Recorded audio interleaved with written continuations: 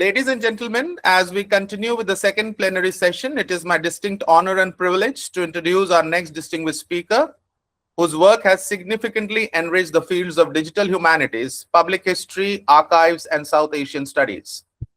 Our second plenary speaker is Dr. Maya Dodd, an eminent scholar, educator, and internationally acclaimed researcher whose academic career exemplifies an inspiring commitment to expanding access to knowledge through digital technologies and archival innovation.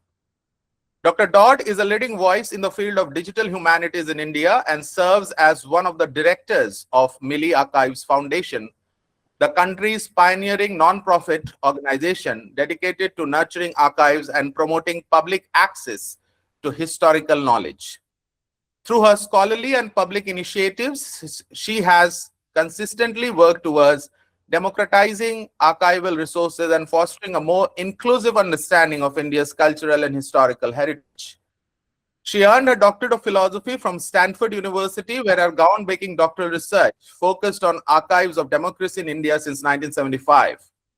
She subsequently pursued prestigious postdoctoral research at the Committee on South Asian Studies at Princeton University and at the Center of Law and Governance, Jawaharlal University, further strengthening her interdisciplinary scholarship. Dr. Dodd's academic journey spans 3 continents, encompassing teaching and research in India, United States, and the United Kingdom. As a founding faculty member of Flame University, she played a pioneering role in establishing one of India's earliest liberal education programs. At Flame University, she teaches digital humanities and modern South Asian studies, where her research explores the dynamic intersections of technology and history, data and citizenship, culture and archives. Her scholarly contributions extend well beyond the classroom. She, in 2023, has served as an associate editor of IGHSC, a journal of humanities, arts, and computing, published by Edinburgh University Press, one of the world's foremost journals in digital humanities. She also serves on the editorial board of Public Humanities, an international peer-reviewed open access journal published by Cambridge University Press, reflecting her standing within the global academic community. Her international recognition is further demonstrated through numerous prestigious appointments. She serves as World Advisory Board member at the University of Rochester and has held visiting fellowships at the Institute for Advanced Studies in Humanities, University of Edinburgh, Cambridge Digital Humanities, and the European University Institute. These appointments underscore the global relevance and impact of her scholarship. Dr. Dodd also continues to shape the future of digital humanities in Asia. She serves on the advisory board of Digital Humanities Intersections, India's first dedicated journal in digital humanities, and co-edits the pioneering Digital Humanities in Asia book series, providing an important platform for emerging scholarship across the region. Her work beautifully demonstrates how digital technologies can preserve historical memory, strengthen democratic engagement, and transform the ways in which knowledge is created, shared, and experienced. Ladies and gentlemen, it is my great honor to invite Dr. Maya Dodd to deliver her plenary lecture. Ma'am, we are delighted to have you with us today. Your pioneering work at the intersection of digital humanities, archives, technology, and public history continues to inspire scholars across disciplines and continents. We eagerly look forward to learning from your valuable insights and rich academic experience. Dr. Maya Dodd, the podium is now all yours. Thank you, ma'am. Thank you so much, Dr. Banerjee. That was a very generous introduction. I appreciate the chance to do this. And I will try to sort of be bilingual in terms of maybe getting through to more people in the audience. But sometimes, we get stuck in the ways we are used to giving lectures. But I am very cognizant that the audience actually is located in Bihar. And for that reason, I'll try to switch between English and Hindi. I appreciate जो पहले भी speaker थे जिन्होंने आज के ज़माने की problems outline किए, and they are very significant considering that we are not only in digital but we're also at the age of AI. So in a sense, मेरा जो talk होगा is 2 steps before, which is the basic question of where do we get our knowledge from. ये जो ज्ञान है जो AI को भी मतलब feed हो रहा है और जो हमारी universities में भी उनका प्रचार हो रहा है, ये एक्चुअली हम कहाँ से लाए हैं और ये कहाँ मिलता है आज के जमाने में। The crisis today actually is not कि लोगों को केवल एक्सेस नहीं है, जो पहले होता था बहुत दिक्कत उस बात में, और it was a historical legacy problem कि जब तक ज्यादा यूनिवर्सिटीज ना बनी है ना, तब तक कैसे लोग एडमिशन ले पाएंगे। आज के जमाने में जहां देखो ज्ञान है, लेकिन मोटिवेशन बहुत कम है। तो जो जिस शख्स को एक कोई प्रश्न हो, कोई मोटिवेशन हो कि मुझे अपनी ये टॉपिक की जो प्रॉब्लम है उसकी रिसर्च कहाँ करनी है, उस मुद्दे पे this talk hopefully will help. This is a location of archives across the world, जो कि काफी डिजिटल भी हो चुकी हैं, नॉट कि सबकी सब डिजिटल हो चुकी हैं, लेकिन बिकॉज ये डिजिटाइज हुई हैं उस कारण आपको कहीं से भी for some of these archives access मिल सकता है। And the idea is to multiply access for those who are already interested. तो आई होप कि ये जो रिसोर्सेज है एंड ये जो स्लाइड शो होगा, ये किसी को भी मतलब मिल सकता है, ये ऑर्गेनाइजर्स को भी एक कॉपी भेजी गई है, तो उस हिसाब से आप देखिएगा what is useful to your work. I just switch this of.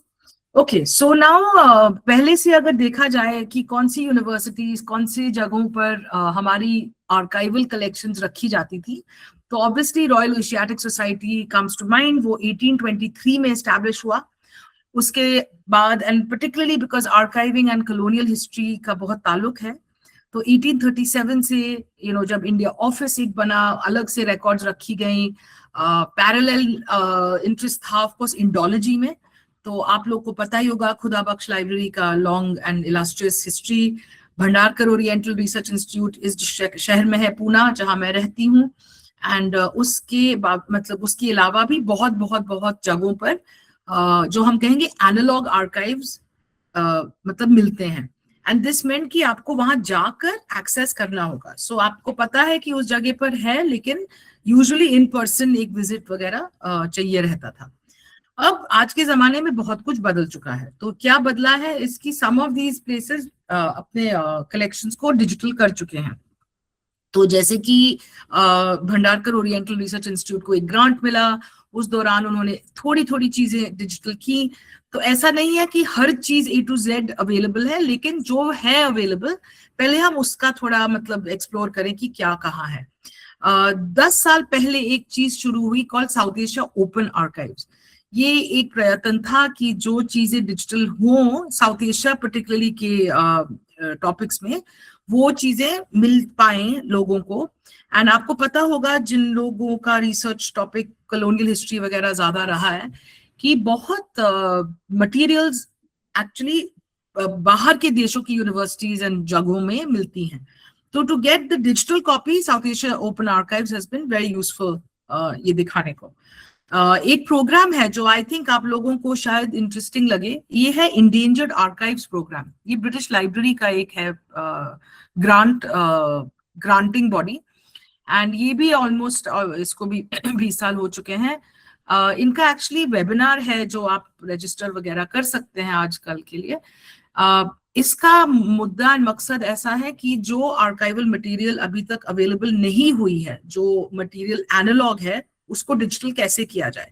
So endangered archives is छोटी छोटी कलेक्शंस जो एक एक कोई शख्स ले उसका रिस्पॉन्सिबिलिटी, एंड उस जिम्मेदारी से हम सबको एक्चुअली डिजिटल एक्सेस मिले उस आर्काइव का। तो ये है इंडेंजर्ड आर्काइव्स प्रोग्राम के बारे में। जो बहुत बड़े बड़े you can say institutional collections है, वो है लाइब्रेरी ऑफ कांग्रेस पे, ऑफ कोर्स यूके में तो बहुत ही हैं, एंड उसके अलावा छोटी मोटी भी एफर्ट्स रही हैं। तो पहले तो हम बहुत बड़े इंस्टीट्यूशनल एफर्ट्स के बारे में बात करेंगे। ये है ऑब्वियसली फिल्म्स डिवीजन का, फॉर इंस्टेंस पूरा जो था institutional history, all India radio की जो एपिसोड्स थी जो वो डिजिटल करी। ये open government of India data का एक एफर्ट है कि सबको मिले एक्सेस गवर्नमेंट डेटा का। बट इसके अलावा जो स्लाइटली हाउ डू यू से इतने ऑफिशियल नैरेटिव्स ना हो, वो अलग तरीके से आई हैं इन द पब्लिक स्फीयर। तो ये है जैसे people's archive of rural India. ये एक बहुत प्रसिद्ध जर्नलिस्ट हैं पी साईनाथ, उन्होंने ये शुरू किया क्योंकि 1980 से केवल वो एक लौते जर्नलिस्ट थे जिनको एक रूरल न्यूज बीट का ये डेस्क दिया गया। तो उन्होंने सोचा कि देखिए एक आदमी कितना ही कर सकता है, तो अगर सब लोग अपने अपने गांव के बारे में कहानियां बताएंगे तो बहुत ज्यादा पॉपुलेट हो सकता है ये पूरा रिपोजिटरी। तो ये शुरू हुआ digital, in a sense born digital platforms पे। आप जानते होंगे पहले भी एक न्यूज़पेपर था खबर लहरिया, और खबर लहरिया भी जो पहले प्रिंट होता था फिर वो फेसबुक पे ज्यादा उसका प्रचार होने लगा। तो डिजिटल के आने से बहुत चीजें बदली इन टर्म्स ऑफ टेक्स्ट से लेके ऑडियो वीडियो तक चीजें आ पाई। इंडियन मेमोरी प्रोजेक्ट भी ऐसा एक है जो सोचे कि सबके घर में कोई ना कोई फोटो रहती है अपनी फैमिली की, तो अगर वो सब बांटे और अपलोड कर पाए अपने हिस्टोरिकल फोटोग्राफ्स, तो इन अ सेंस एक बहुत पब्लिक आर्काइव बनेगा सबके चित्रों का। तो ये भी एक शख्स का एफर्ट था, लेकिन अब इतने 10+ साल हो चुके हैं, बहुत फैला है ये चीज। इसके अलावा we have another problem copyright का। तो कॉपीराइट का प्रॉब्लम ऐसा रहता है, एंड ये दो तरह का प्रॉब्लम होता है। एक होता है कि जो कंटेम्प्रेरी किताब है अगर हमने उसको अपलोड वगैरह किया तो लोग कहेंगे कि हमने कॉपीराइट वायलेट किया है, एंड ऑफन ये अनलेस आपने क्रिएटिव कॉमन्स में रजिस्टर किया हो ये आप पे इल्जाम लग सकता है। तो उस कारण rare book society of India जैसी ऑर्गेनाइजेशंस जो हैं उन्होंने आउट ऑफ कॉपीराइट बुक्स को डिजिटली अवेलेबल बनाया है, एंड है बहुत ऐतिहासिक एंड इम्पोर्टेंट किताबें ऐसी। और फिर रहती बात जिस चीज के बारे में ना कोई वीडियो, ना कोई फिल्म और ना कोई किताब हो, उसको हम कह सकते हैं ये जुबानी ऐतिहासिक चीज है। ये oral histories of the partition और ऐसे प्रोजेक्ट्स ने कैप्चर करने की कोशिश की है। तो लोगों के इंटरव्यू वगैरह पकड़कर हम एक ऐतिहासिक चैप्टर का ज्ञान प्राप्त कर सकते हैं जो कि ऑफ्टन टाइम्स अभी तक लिखी नहीं गई है उस तरह से जो लोग अपनी खुद की मतलब जुबान से कहते हैं। सो ये जो क्राउडसोर्स्ड कहिए, जो कहिए कि इंडिविजुअल एफर्ट से ये बन पाए हैं, माने ये बहुत फैला है आज के जमाने में। एंड आप देखते हैं इंस्टाग्राम पे 101 हैं ये हैंडल्स, और लोग अपने शहर के बारे में, अपने कम्युनिटी के बारे में क्या क्या नहीं कह रहे। तो उतने में अगर देखा जाए, जैसे सम कलेक्टर्स, जैसे अलकाजी कलेक्शन है जो कि बहुत बहुत बड़ा कलेक्शन है फोटोग्राफ्स का इंडिया में, उनकी अपनी कलेक्शन पे हक है, राइट। तो उनका मतलब क्या बोलेंगे, उनका मन है कि वो इसको पब्लिसाइज करे, खोले दुनिया को देने को या नहीं। तो इस हिसाब से इवन कैटलॉग जो आर्काइव्स में बहुत अहम रोल रखता है, कैटलॉग भी लोगों को ऑफन पता नहीं रहता कि है क्या इस कलेक्शन में। तो एक बहुत अमेजिंग प्रोफेसर है NYU में, अबू धाबी में, राहुल सागर करके, उन्होंने ये काइंड ऑफ एक वेबसाइट बनाया कॉल आइडियाज ऑफ इंडिया, और ये सारी जो पुरानी पुरानी पीरियोडिकल्स वगैरह की टेबल ऑफ कंटेंट्स आप समझ लीजिए, उनको लिंक किया है कि क्या हो सकता है यहाँ और वहां, और ढूंढने में लोगों को इतना वो परेशानी ना हो। एक जो मैं अभी जिक्र की इंडियन मेमोरी प्रोजेक्ट की, वो उनका बहुत हाथ है in terms of trying to compile कि क्या क्या है आर्काइवल साइट्स, वेबसाइट्स जो। तो ये आप देखिएगा, ये URL Indian memory project archive directory का, आप जा सकते हैं यहाँ से टू मेनी प्लेसेस जो उन्होंने लिस्ट की हैं। तो ये बहुत सुंदर तरीके से उन्होंने प्रस्तुत किया।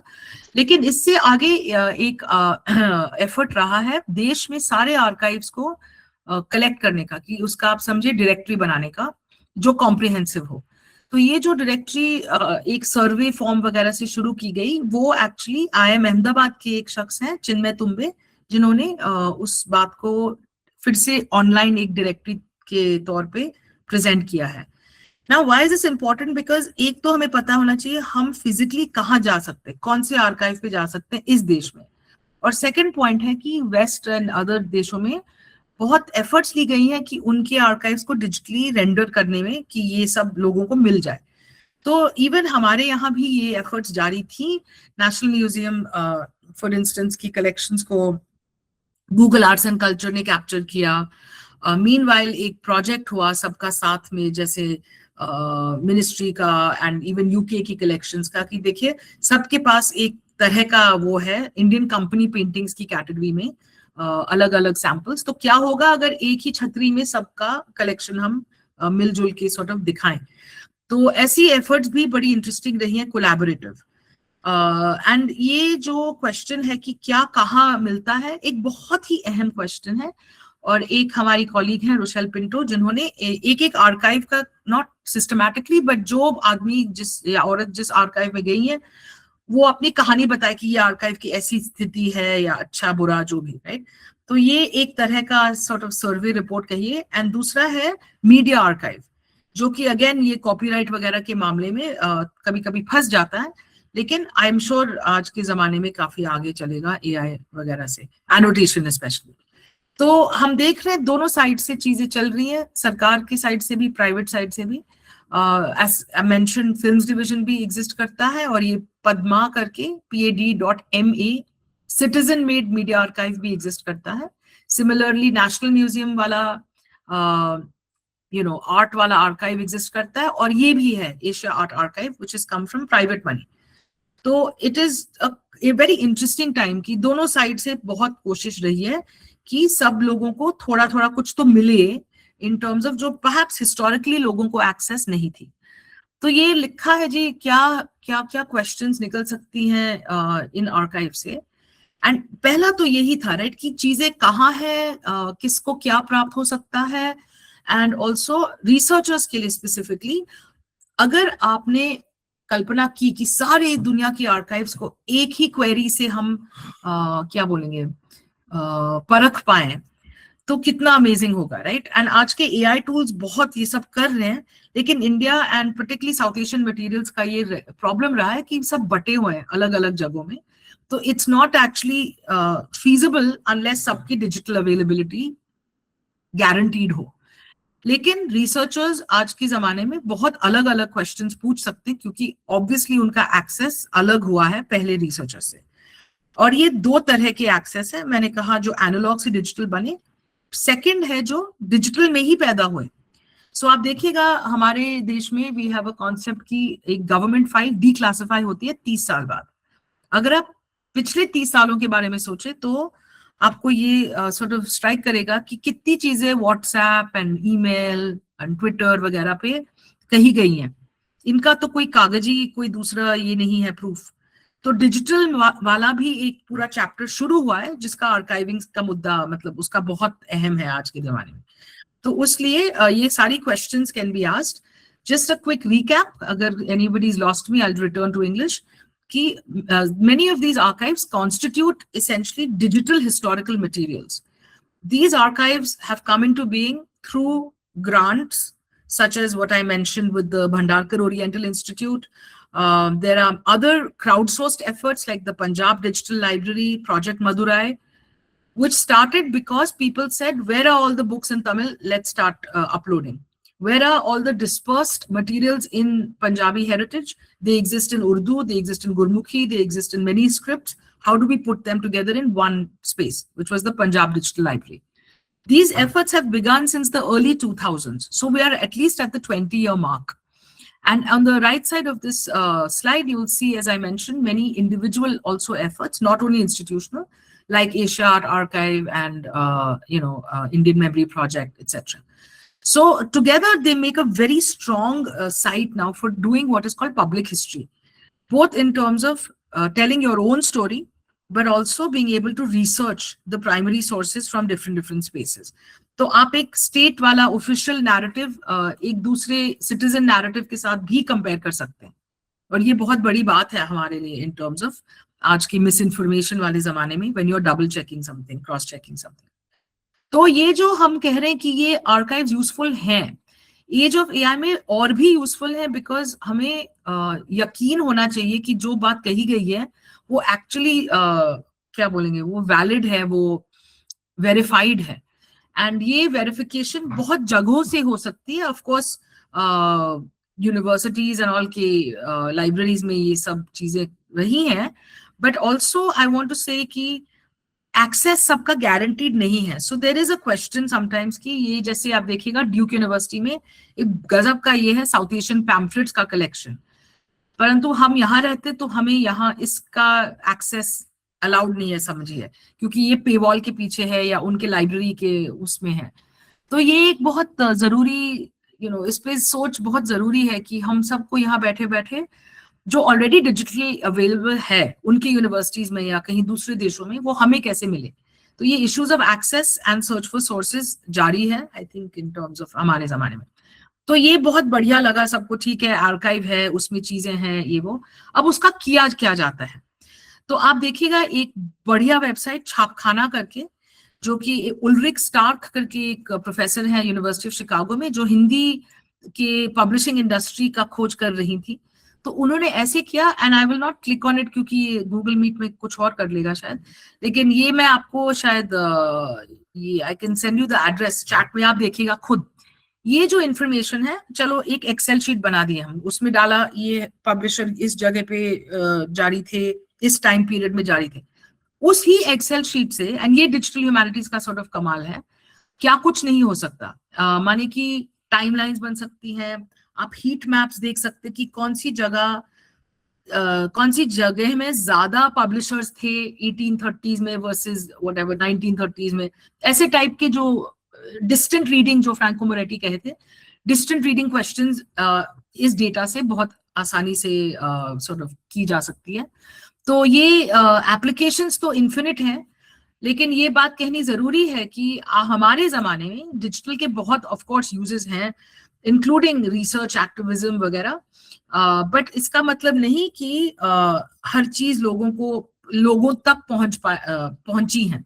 तो उनको पहुंचाना भी कोई एक दूसरा टाइप का एक मकसद है. And historically speaking I think community archiving एक बहुत इंटरेस्टिंग स्पेस ऑफ मोटिवेशन है जहां की ये हो रहा है. कम्युनिटी आर्काइविंग आप पूछेगा क्या है इन टर्म्स ऑफ, अगर आप नेशनल फिल्म्स डिवीजन का आर्काइव देखेंगे या नेशनल आर्काइव्स देखेंगे इंडिया का, या बिहार स्टेट आर्काइव्स देखेंगे, community archives you can say जो डेमोक्रेसी का डेफिनेशन होता था कि for the people by the people, कि ये अपना ही हम कहानी खुद बताएं, ये भी कोई चीज है, ये भी कोई मकसद है. एंड आज के जमाने में विद स्मार्टफोन्स क्या क्या ये बहुत पॉसिबल है. तो उस कारण एक बहुत interesting. Excuse me, ma'am. Yeah. Ma'am, there is a message for you. Can you please check your message on WhatsApp? Oh, Yes. okay. Sorry for intervention, ma'am. Yes.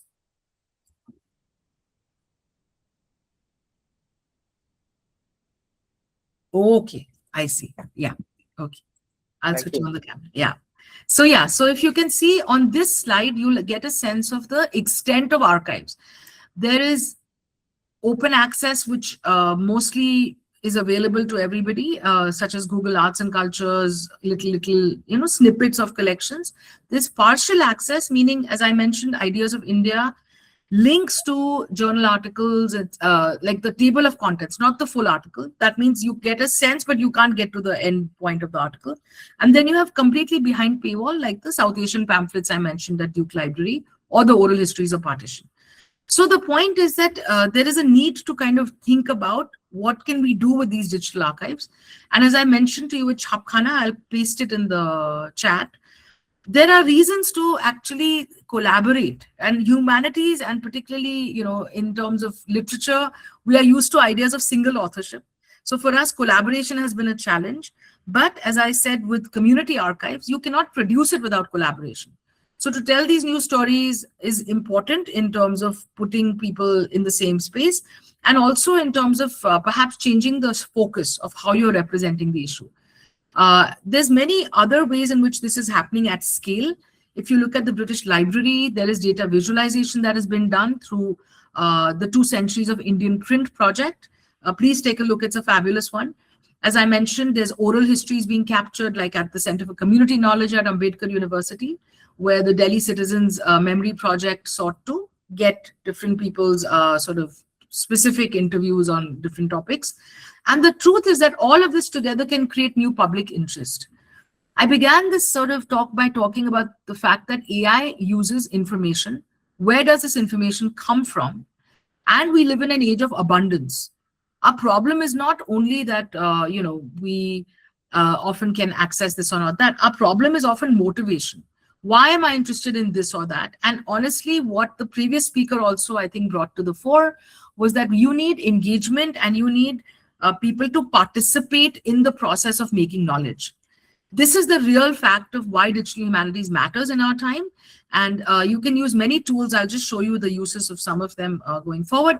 But basically, with all these resources in different archival spaces around the world, what are we going to do?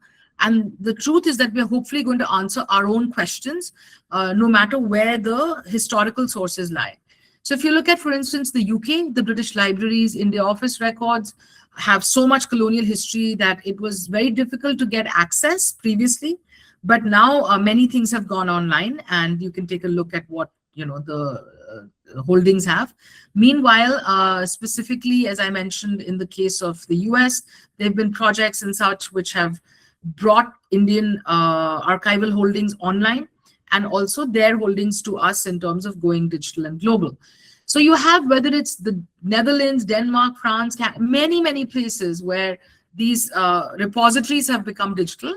And of course, these are also being needing, driving licenses, right? So courses, in a way, are ways to learn techniques to use this information. And there's many digital humanities courses that are offered, short-term, long-term, online, offline. The word is often winter school, summer school, that kind of nomenclature. But you can definitely take a look at some of them. Some, like the programming historian, you can self-teach. You don't even need to really, wait for class. You can literally teach yourself how this works. So there are many tools out there. And I hope that people are inspired by the holdings of these archives to be motivated to ask their own research questions and to use this better. The tools, as I mentioned, this is a list of some of them. NightLab has it's open and free tools, particularly for timelines, which are very useful for historical work. Many of you now know with AI, you don't even need WordPress. You can just make your own websites, without. And so in that sense, the tools will keep changing. But what is happening at exponential rates today is information. So we have, as I said, analog information, which was in archives often, but we also have born digital information. And this is something that is, I don't have to tell you this, things are very quick. You can look at a Twitter trend, an X trend, to understand what topic is trending, what people are saying about it. You can literally do what is called sentiment analysis to understand opinion. So what do people feel about Iran war? What do people feel about, different topics? Very possible. I'm not here to teach you about the tools, but I'll just mention that previously, many social media companies used to give us access to their APIs. Now they don't. And so what we're seeing really is, again, different AIs doing things with access to certain data. Grok as an AI has been very good for social media analysis, particularly in a time when the old access routes are closed. So for those reasons, I hope that people will think not only about historical archives in terms of historical questions, but also contemporary questions, because you can do research queries in terms of social media analysis. And I'm very happy to discuss further these tools or their applications. But in any case, this is a very early sort of story that's unfolding. And I hope that you will reach out to us at Milli Archives Foundation and to me in terms of academic questions. But the hope is that this is interesting to people who are motivated. So I will, sort of look forward to your questions. And I will also share with you a link, which is for a course that is available online. This is a Swayam course, so any professor in the country can offer it for credit. The assessment is up to you, how you want to assess it. So it's not even what timing problem here. You don't have to sync with the Swayam calendar. You can offer it whenever you want to offer it. And for that reason, I think thank you for sharing the slide deck. It has all the links I have mentioned to you. And the other last one I wanted to show you was the example of what archives can do with digital humanities tools, which is the Chapkhana website. Please take a look at the timeline tool. It's very interesting in the history of Hindi publishing.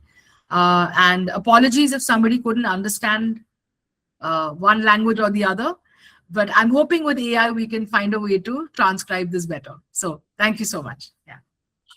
Thank you very much, Dr. Maya Dodd, for your exceptionally insightful and intellectually stimulating plenary address.